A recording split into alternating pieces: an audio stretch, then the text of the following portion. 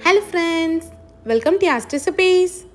இன்றைக்கி நம்ம சேனலில் நல்லா முறுமுறுன்னு சூப்பரான வாழைப்பூ வடை தான் எப்படி செய்யறதுன்னு பார்க்க போகிறோம். இந்த மாதிரி வாழைப்பூ வடை செஞ்சு பாருங்கள், கேட்டு வாங்கி சாப்பிடுவாங்க. டேஸ்ட் அவ்வளோ சூப்பராக இருக்கும். இது செய்கிறது ரொம்பவே ஈஸி, சீக்கிரமாக செஞ்சிடலாம். வாங்க எப்படி செய்யறதுன்னு பார்க்கலாம். ஃபர்ஸ்ட் நம்ம கடலைப்பருப்பு ஊற வச்சு எடுத்துக்கலாம். நான் இன்றைக்கி 1 கப் அளவுக்கு கடலைப்பருப்பு எடுத்திருக்கேன். இதில் நமக்கு சின்ன வடையாக இருந்துச்சுன்னா ஒரு 30 வடை அளவுக்கு வரும். இப்போ இதை நல்லா வாஷ் பண்ணி எடுத்துக்கலாம். இது கூடவே ஒரு 2 காஞ்ச மிளகாய் சேர்த்து ஊற வச்சு எடுத்துக்கோங்க. பருப்பு பார்த்தீங்கன்னா ஒரு 2 மணி நேரமாச்சு நல்லா ஊறணும். இப்போ பாருங்கள், 2 மணி நேரத்துக்கு அப்புறம் பார்த்தீங்கன்னா பருப்பு நல்லா சூப்பராக ஊறிடுச்சு. இப்போ இதை நம்ம அரைச்சி எடுத்துக்கலாம். ஜாரில் 1/2 ஸ்பூன் சோம்பு சேர்த்துக்கோங்க. ஊற வச்ச காஞ்ச மிளகாய் இருக்கு இல்லையா, அதையும் சேர்த்துக்கலாம். 2 துண்டு இஞ்சி சேர்த்துக்கோங்க. 2 பல் அளவுக்கு பூண்டு தோலோடையே சேர்த்துக்கலாம். இந்த வடைக்கு நல்ல வாசனை கொடுக்கறதுக்காக 2 சின்ன துண்டு பட்டை சேர்த்துக்கோங்க. ரொம்ப சேர்க்கக்கூடாது, லைட்டாக தான் சேர்க்கணும். இப்போ ஊற வச்ச கடலைப்பருப்பை இதோடு சேர்த்துக்கலாம். இப்போ தண்ணி எதுவுமே சேர்க்காம இதை நல்லா கொரன்னு அரைச்சி எடுத்துக்கோங்க. பாருங்கள், நல்லா அரைச்சி எடுத்தாச்சு. பருப்பு பாருங்கள் எந்த அளவுக்கு நல்லா திக்காக இருக்குன்னு. இந்த அளவுக்கு டைட்டாக இருந்துச்சுன்னா தான் நமக்கு வடை நல்லா வரும். நீங்கள் ரொம்ப தண்ணியாக பண்ணிட்டீங்கன்னா உங்களுக்கு வடை எண்ணெய் குடிக்க ஆரம்பிச்சிடும். இப்போ இதில் 1 ஸ்பூன் உப்பு சேர்த்துக்கலாம்.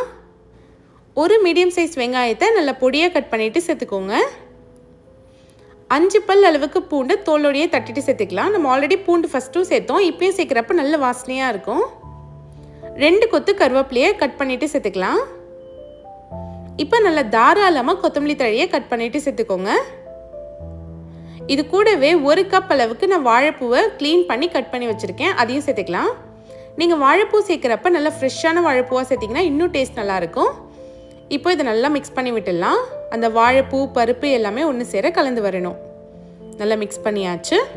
இப்போ நம்ம வடை எப்படி செய்யறதுன்னு பார்க்கலாம். கொஞ்சமாக மாவு எடுத்துக்கோங்க. நம்ம இன்றைக்கி மினி சைஸ் வடை தான் செய்ய போகிறோம். உங்களுக்கு கொஞ்சம் பெரிய வடையாக வேணும்னா அதுக்கேற்ற மாதிரி மாவு எடுத்துக்கோங்க. இப்போது 2 கைக்கும் நடுவில் வச்சு இந்த மாதிரி லைட்டாக ப்ரெஸ் பண்ணிங்கனாலே அழகாக வடை ஷேப் வந்துடும். பாருங்கள், எந்த விரிசலுமே இல்லாமல் சூப்பராக வந்திருக்கு. இதே மாதிரி மீதி இருக்க வடையும் ரெடி பண்ணி வச்சுக்கோங்க.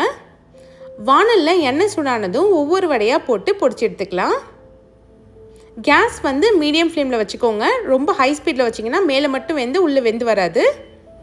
நல்லா பொறுமையாக வேக வச்சு எடுத்துக்கோங்க. இப்போ வடை பார்த்திங்கன்னா ஒரு சைடு வெந்துடுச்சு. இப்போ இது திருப்பி போட்டு 2 சைடும் வேக வச்சு எடுத்துக்கலாம். இது பார்த்திங்கன்னா ஒரு 3லேருந்து 5 நிமிஷம் ஆகும் வெந்து வர்றதுக்கு. இப்போ பாருங்கள், வடை நல்லா சூப்பராக கலர் சேஞ்ச் ஆகி வந்துடுச்சு. இதை பார்க்குறப்பவே தெரியும் நமக்கு எந்த அளவுக்கு வடை கிறிஸ்பியாக வந்திருக்குன்னு.